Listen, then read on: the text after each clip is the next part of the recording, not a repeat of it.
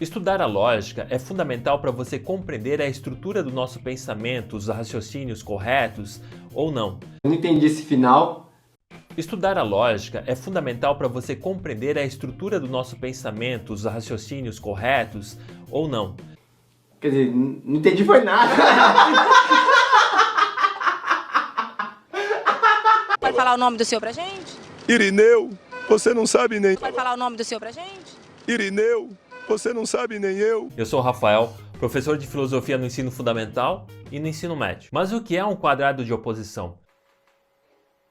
Mas o que é isso que está aparecendo aqui no meu computador? Eu não acredito nisso.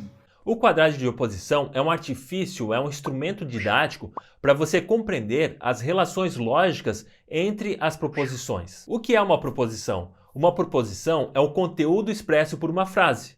Então, todos os brasileiros são bondosos. Então, a proposição é todos os brasileiros são bondosos. É mentira! É o conteúdo que essa frase expressa. Outro exemplo de proposição: alguns homens são carecas. É isso. Você é careca! Você sabe que eu não gosto de homem careca. Então a proposição ela é basicamente o conteúdo expresso por uma frase. Você compreender o funcionamento do quadrado lógico, você tem que ficar ciente de alguns termos. Então os primeiros são quantidade e qualidade. Ô gente, será que é só eu que bebo? Será que é só eu que tô bebendo? Hein? A quantidade está relacionada se aquela proposição ela é particular ou universal. Se eu falo alguns homens são carecas, essa é uma proposição particular. Por que ela é particular? Então, na questão da quantidade, ela é particular. Por quê? Porque eu estou falando de um grupo. Não tirei outro grupo não vai outro grupo não, sem eu não. Certo? Não estou falando de todos. Se eu estivesse falando que todos os homens são carecas, eu estaria falando de uma proposição universal. Então, em relação à quantidade, ela seria universal, que eu estou falando de todo. Então, universal são todos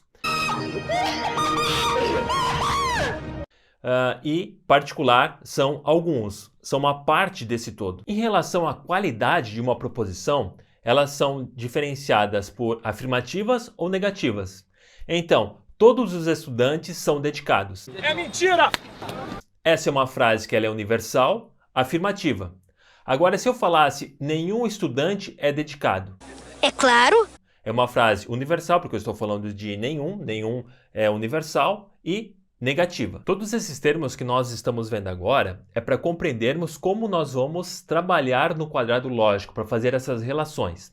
Então, outros termos que nós precisamos ficar cientes é em relação à forma lógica. Então, em relação à forma lógica, você pode ter todo S é P. Então, S seria aquilo do que eu estou falando do sujeito, o P pode ser também o predicado que eu estou falando do meu sujeito. Então, todo S é P. Não sei. Vamos relacioná-la em relação à quantidade e à qualidade. Ela é uma frase universal, afirmativa. Se eu falar uma outra forma lógica que é nenhum S é P. Eu não entendi esse final.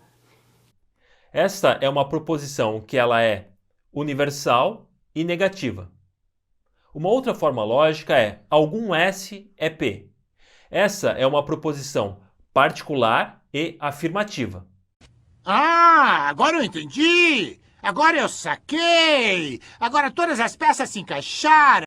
Agora, se eu falar alguns S não são P, esta é uma proposição particular e negativa.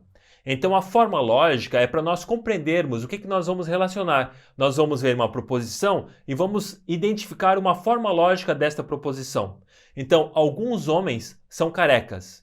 Já chega disso, é carecafobia. Na moral, é o meu design, é um negócio bonito, é brilhante, é lustroso, parece uma lâmpada, sabe? Aquela coisa.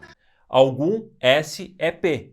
É uma proposição que ela é particular e afirmativa. Isso você deve ficar ciente para compreender e para identificar da onde nós vamos partir no quadrado lógico. Uma outra categoria para você compreender o quadrado lógico é diferenciar o que é contraditório do que é contrário. Ei, bro, ninguém paga minhas coisas, mano. Quem tá pagando é vocês, cada dia mais, mano.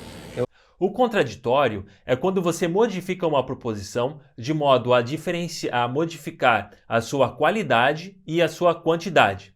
Se você está afirmando, você passa a negar. Se você está falando de todos, você passa a falar de alguns. Já avisei que vai dar merda isso. Então muda tudo. Muda os aspectos da quantidade e também da qualidade. Já há uma proposição contrária, quando você vai transformar uma proposição e achar a sua contrária, você não muda a quantidade, você só muda a qualidade. Então, se você está afirmando, você passa a negar. Em uma noite sem lua, num sol de 45 graus, o frio batia na porta. Gatos latiam para o cego que via, um mudo falar para um surdo, que o aleijado estava correndo da polícia. Essa imagem que você está olhando é o quadrado lógico. Nós utilizamos o quadrado lógico para achar proposições contrárias e proposições contraditórias. Então, observe bem o quadrado lógico. Você tem aqui as formas lógicas. Em cada canto do quadrado você tem as formas lógicas. Nas linhas diagonais, as contraditórias.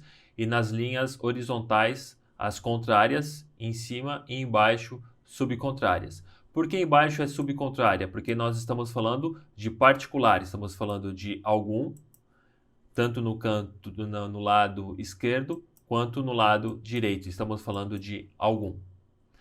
Então, na parte superior nós temos os universais, todo e nenhum.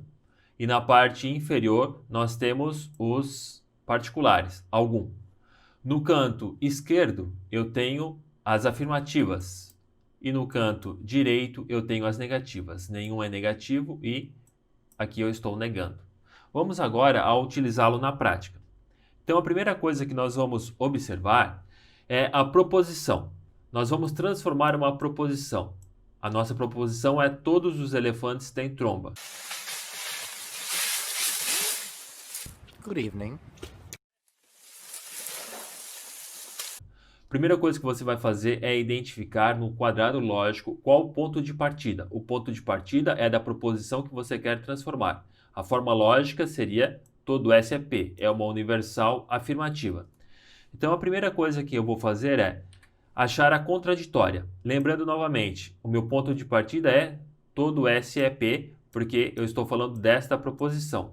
A minha contraditória, ela é na linha diagonal, a linha das contraditórias. Então, a minha contraditória ficaria na forma lógica: algum S não é P. Transformando a minha proposição, tenho alguns elefantes não têm tromba. Agora vamos achar a contrária. Lembre-se, a minha proposição, ela marca o meu ponto de partida, eu quero transformar esta proposição inicial. Então a minha contrária, ela é... We're going to Disneyland! Ela é a linha lateral. Ficaria nenhum SCP, transformando essa proposição original, eu tenho nenhum elefante tem tromba. Então perceba o que nós fizemos. Você achou a contraditória e a contrária. O quadrado lógico serve justamente para te transformar as proposições, para achar as suas contraditórias e a sua contrária. Vamos a um outro exemplo. Nenhum país latino é uma monarquia. Então, observe, você tem que achar a forma lógica dessa proposição. Você é o quê?